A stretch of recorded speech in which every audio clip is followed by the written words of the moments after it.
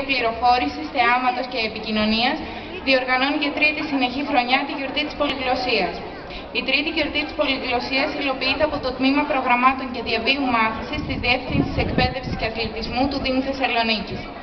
Στη φετινή διοργάνωση συμμετέχουν περισσότεροι από 115 φορείς της πόλης, πολιτιστικοί και μορφωτικοί σύλλογοι, ξένα Ινστιτούτα, σωματεία, σχολεία, προξενία και μη κυβερνητικές οργανώσεις, μεταξύ των οποίων αναδεικνύεται ο πλούτος των γλωσσών και των διαλέκτων που χρησιμοποιούνται από τους κατοίκους της πόλης μας.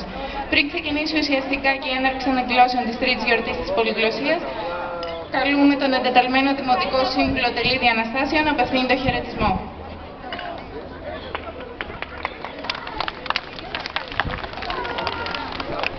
Να σας καλωσορίσω στο Δημαρχείο της πόλης, να σας ευχαριστήσω που ήρθατε να παρακολουθήσετε τις εκδηλώσεις της τρίτης γιορτής πολυγλωσσίας.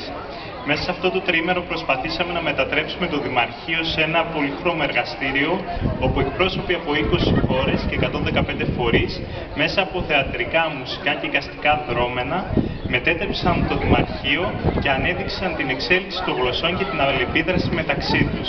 Θα ήθελα εκ μέρους του Δημάρχου να ευχαριστήσω την κοινότητα Γεωργιανών Θεσσαλονίκης για το επόμενο εικαστικό μουσικό δρόμενο που θα παρακολουθήσουμε και σας εύχομαι να έχετε μια όμορφη ακρόαση. Καλή συνέχεια.